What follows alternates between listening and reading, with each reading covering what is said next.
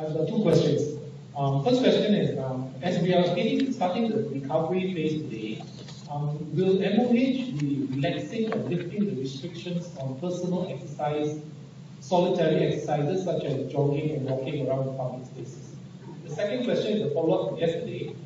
You said yesterday that the SOP for services sector is ready. So the public would like to know when will that be released as they prepare for post-MCO operation. Thank you very much. Certainly, we are looking into in terms of easing the MCO, but then there's actually you have to follow the guiding principle of the Ministry of Health. We have actually provided the guiding principle. Now we are in the process of looking into the SOP of every sector and to be considered. And I think the announcement will be made in soon.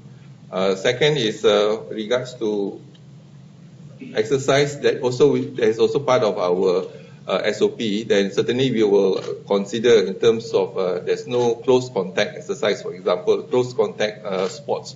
So that also will be considered, provided they follow our guiding principle. There is social distancing and make sure that there's no public gathering, etc. So these are some of the steps that we are looking into the details, and it will be announced soon.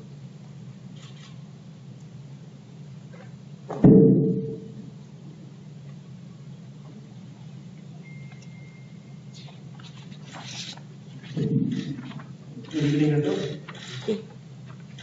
Yesterday, a private hospital in Penang issued a statement to confirm that 2 of the staff are COVID PUIs. And all of the staff who have been in contact with the PUIs have been quarantined. Also, as we know, in Sarawak General Hospital, there's a cluster of the breast cancer about 50 cases.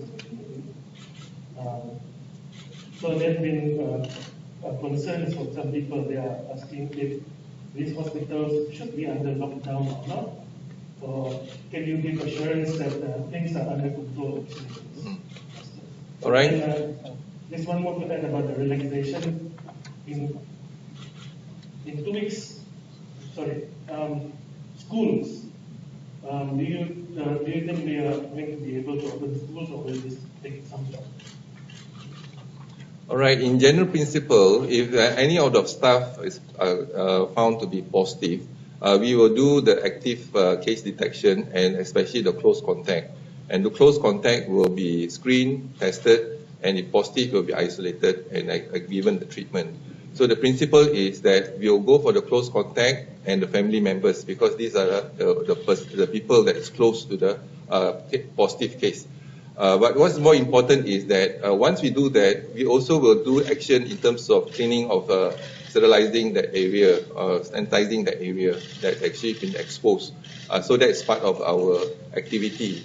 But the issue is whether the clinic or even the department is sustainable, because if the staff has been involved, for example, if majority of them are part of the close contact group, and then the services will be affected, especially in a private hospital, because the staff is limited.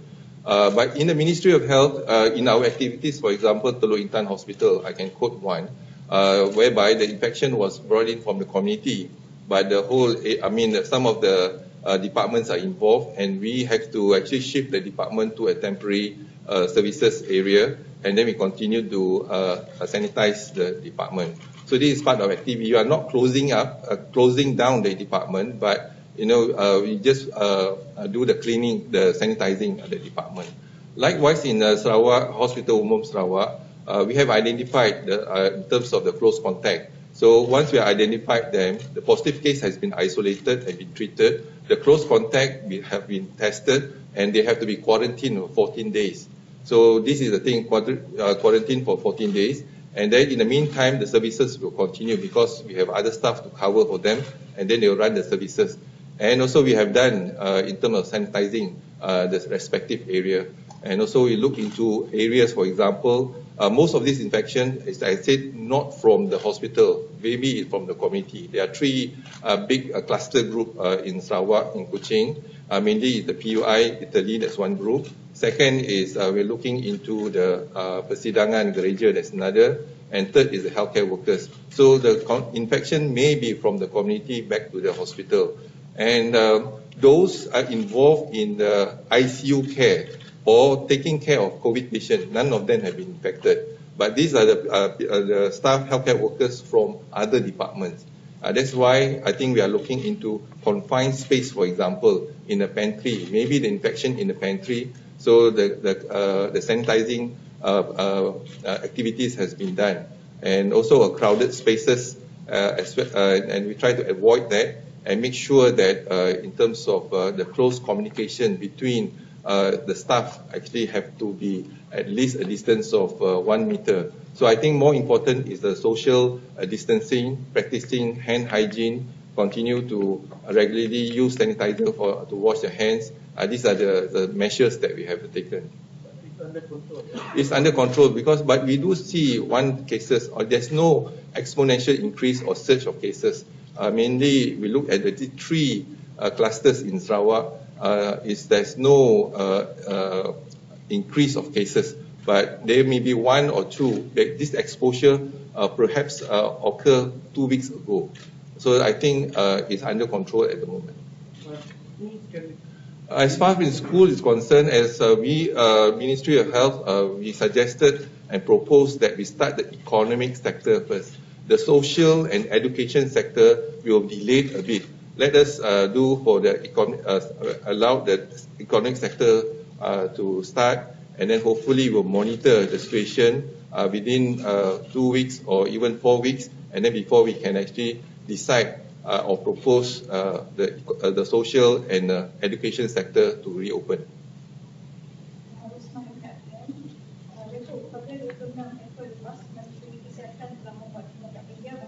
Terdapat 2 lokasi di bahagian Samaran Sarawak. Perlu diberi penekanan bagi juga mengesahkan secara aktif kes COVID-19. Dikatakan hampir 3,000 individu perlu dikesan kerana mereka dipercayai mempunyai kontak rapat dengan kes sebelum ini. Adakah ini merupakan angka baru kontak rapat yang perlu dikesan ataupun mempunyai kaitan dengan 2,484 individu yang mempunyai kontak rapat dengan kes positif dan masih belum sampai untuk membuatkannya? Okay. Terima kasih. Yang ini berkaitan dengan kluster di Sarawak. Jadi kita percaya seperti kumpulan tabligh juga, kluster gereja dia pergi ke rumah. Jadi sama ada mereka yang terdedah kepada mereka juga adalah berisiko. Jadi kita dapati ada 2 taman di situ, iaitu melibatkan lebih kurang 2,000-3,000 penghuni di taman tersebut. Jadi apa yang dilaksanakan di Kementerian Kesihatan ialah kita pertingkatkan pengesanan dan kita nasihatkan mereka yang ada terdedah kepada persidangan gereja ni tampil ke depan untuk mereka disaring dan diuji. Dan kita akan laksanakan semua penghuni di 2 taman tersebut untuk menjalankan ujian. Jadi dalam proses tindakan kita lah. Jadi kita harapkan seperti kumpulan-kumpulan kluster yang lain, kalau mereka disyaki ada pendedahan kepada kes-kes yang positif, sila tampil ke klinik-klinik kesihatan supaya kita dapat saring mereka dan uji mereka. Yang itulah yang tindakan kita setakat ini. Dan juga saya ingin maklumkan yang sekarang ni, minggu ni, mungkin hari Jumaat kita akan terima batch pertama lah, yang itu Korean antigen test kit yang kita telah ada kelewatan sikit, tapi hari Jumaat ni kita akan terima lebih kurang 50,000 antigen rapid test kit. Dan penggunaan rapid test kit ni kita akan letakkan priority kepada Sabah dan Sarawak, sebab penggunaan ni mungkin dia boleh dilaksanakan di sana, iaitu dia ada kelebihan dari segi jangka masa yang diambil adalah cepat, dan juga dia boleh dilaksanakan di point of care. Tetapi kalau kita lihat dari segi logistik di Sabah dan Sarawak, mungkin dari segi pengangkutan spesimen dan sebagainya. Jadi dengan menggunakan kaedah antigen rapid test kit, kita akan bagi keutamaan kepada Sabah dan Sarawak.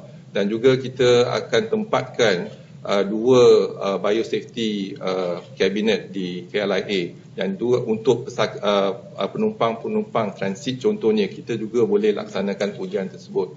Jadi batch yang pertama akan sampai hari Jumaat ni, batch yang kedua 100,000 lagi akan sampai hari Sabtu.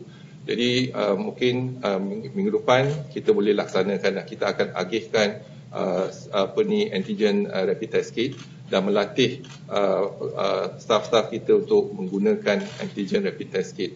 Dan dari segi BGI, IMR telah pun dalam persiapan untuk melaksanakan ujian BGI iaitu sebanyak 5,000, tapi akan sekarang ni kita tengah mulakan ujian, tetapi akan menjalankan ujian RT-PCR ni mula minggu depan.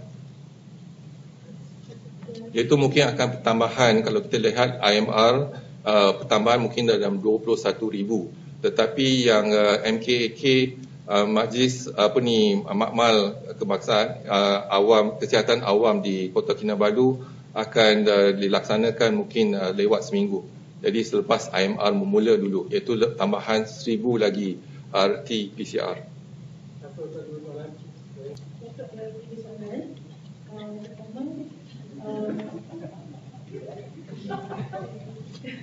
Yang pertama, selepas industri boleh dibuka dulu, ada concern parents untuk menghantar anak-anak ke taska, dan apa langkah yang perlu dipatuhi jika nak penantan taska di untuk communicate kepada parents yang pergi kerja. Yang kedua, ada satu institut di India yang mengatakan sekarang ni sebenarnya dah ada 10 mutasi terhadap virus COVID, termasuk satu yang boleh lebih efisien untuk masuk ke dalam sel-sel paru-paru. Jadi adakah kajian yang dilakukan oleh IMR untuk lihat strain itu ada juga menemui extra strain yang kita tak ketahui? Dan tiga, yang hujankan antigen itu, di mana yang akan spesifiknya dihantar di Sabah dan Sarawak? Terima kasih. Jadi isu ialah taska. Jadi kalau bila sektor ekonomi dah mula, jadi ada keperluan untuk kita adakan buka semula taska. Kali ini akan kita bincangkan esok di mesyuarat MKN. Jadi setiap pagi kita ada mesyuarat bersama dan perkara ini telah pun kita usulkan dan akan kita pertimbangkan. Tetapi apa yang penting ialah untuk kita patuh kepada garis panduan Kementerian Kesihatan. Sama ada taska, sama ada restoran, sama ada institusi dan jadi garis panduan Kementerian Kesihatan dah ada. Jadi kalau taska tersebut boleh patuh kepada garis panduan Kementerian Kesihatan, jadi tak ada masalah. Jadi itu yang kita kena pastikan dulu. Yang kedua, isu mutasi, dan telah dilaporkan hanya India melakukan 10 mutasi dan kita difahamkan ada 30 mutasi setakat ini. Dan di IMR kita juga laksanakan pengasingan virus dan juga kultur virus tersebut. Dan kita dapati kes 26 contohnya, kita telah kaji virus tersebut dan kita dapati ada satu mutasi pada kodon 15 iaitu dan mungkin sebab mutasi ini yang tu menjadikan virus tersebut lebih ganas, iaitu dapat telah merebak ataupun menjangkiti 120 orang, jadi individu yang terlibat. Jadi mungkin sebab apa ada kes 26 ni menjangkiti adalah sebab mutasi tersebut. Jadi mutasi baru lebih dahsyat lagi dari segi jangkitan ataupun penularan di kalangan individu-individu yang terlibat. Yang itu pasti. Apa yang perlu sekarang ni IMR bukan hanya tertumpu untuk melaksanakan lebih banyak ujian, tetapi kita hendaki IMR ni tumpu kepada pengasingan virus dan kaji virus tersebut sama ada strain yang berbeza. Setakat ni yang kita pasti ialah kalau kita lihat pada gelombang pertama dan peringkat awal gelombang kedua, kes-kes kita ialah daripada strain B, iaitu bersamaan dengan di Wuhan, negara China, dibandingkan dengan strain A iaitu di US dan adalah strain A, dan mungkin dengan Europe adalah strain C. Tetapi apa yang kita perlu laksanakan ialah membuat kajian untuk gelombang kedua pesakit-pesakit kita yang telah confirm dan daripada pulang daripada negara yang tertentu contohnya.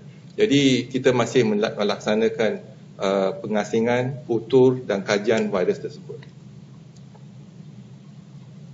Dan juga yang soalan ketiga yang mengenai antigen rapid test kit. Kalau kita dapat antigen rapid test kit, setakat ni kalau lihat di Sarawak, kita ada keupayaan melaksanakan RT-PCR di Kuching, di Unimas dan juga di Hospital Miri dan Hospital Sibu.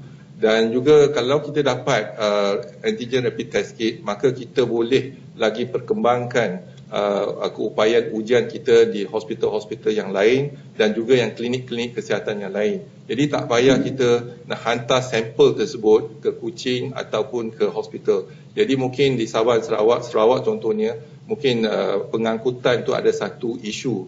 Jadi dengan menggunakan kaedah antigen rapid test kit ni, kita boleh mengesan dan mengesahkan COVID-19 ni di klinik tersebut. Okey, saya ada dua soalan. Pertama sekali, Perlis yang merekodkan hari ini dalam 14 hari tanpa kes baru, dekat KKM akan recommend untuk relaxkan PKP di sana, tapi mungkin sebab dia ada border yang lain, ada tindakan lain border. Dan yang kedua, berkaitan dengan announcement BT sekarang, KKM sebelumnya ada cakap bahawa untuk soft landing, adakah dengan membuka 100% industri yang sebenarnya adalah bagian daripada soft landing yang ingin diperkenalkan KKM? Jadi soalan pertama ialah zon hijau. Jadi bukan selain daripada Perlis, ada mukim-mukim ataupun kawasan yang zon hijau pada sebelum PKP 1, 2 dan 3 memang sentiasa hijau daripada mula. Jadi dah 6 minggu dah zon hijau tersebut. Jadi kita kenal pasti mukim tersebut dan juga kawasan tersebut. Dan sekarang ni kita tengah pertimbangkan dari segi pelaksanaan, iaitu kita kena, sebelum kita boleh pertimbangkan untuk soft landing untuk kawasan tersebut, kita kena memenuhi 6 kriteria sebagaimana saya katakan dulu.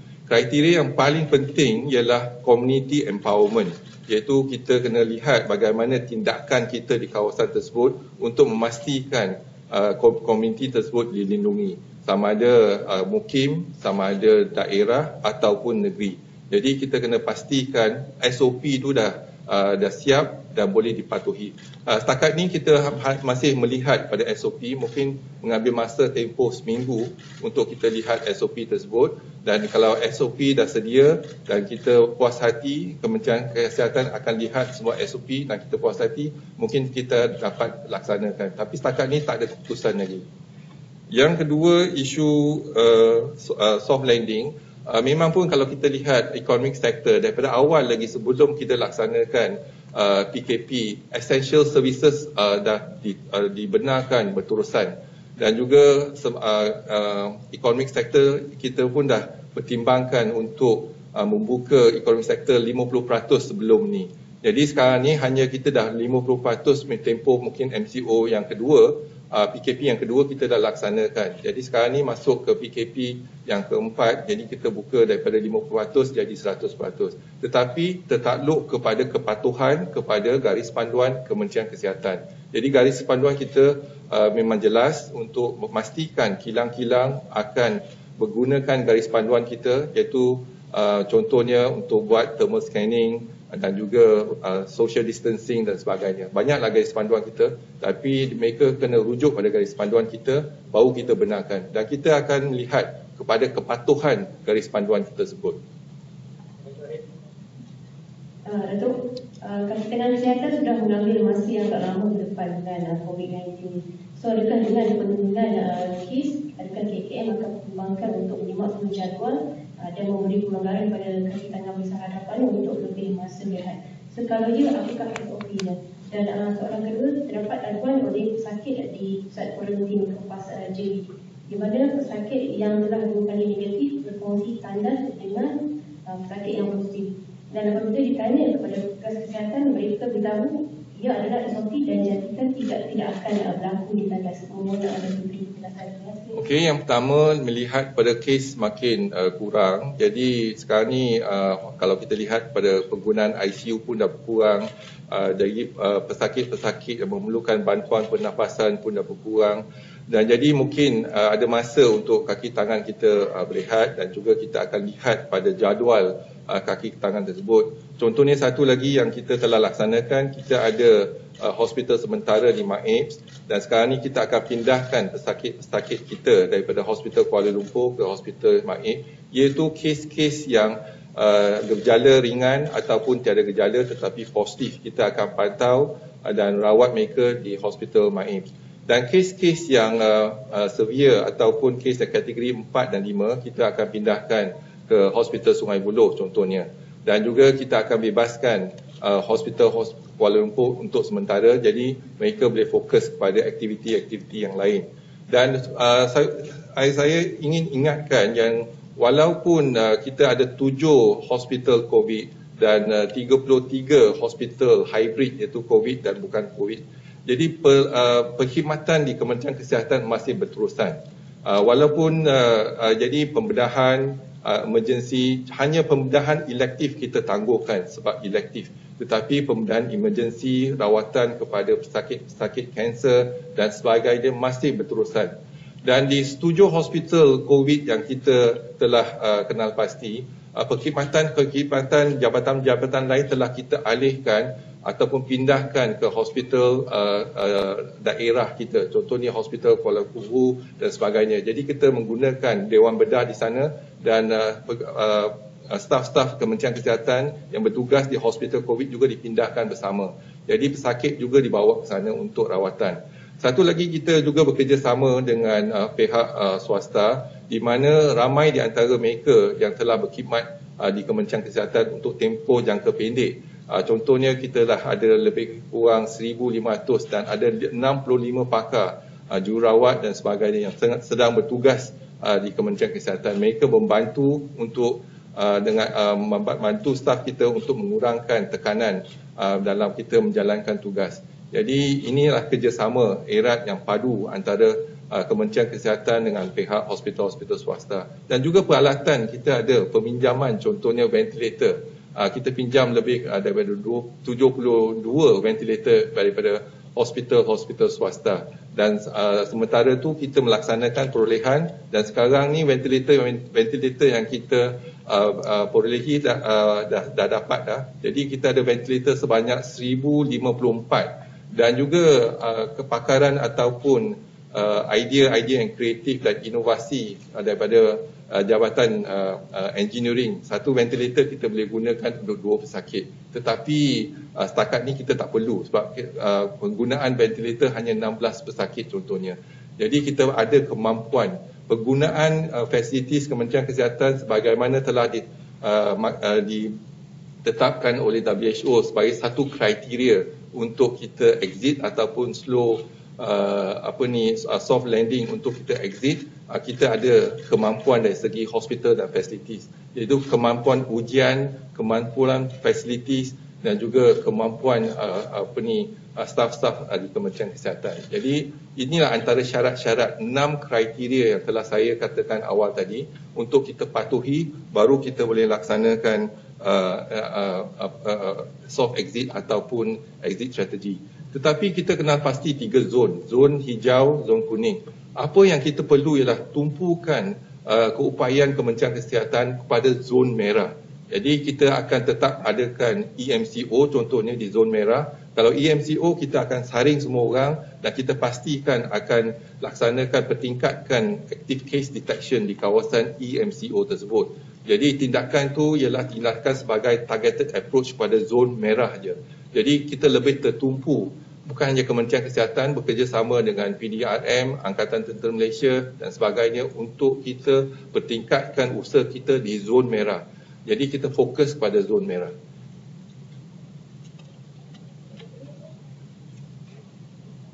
Sekali lagi soalan tu.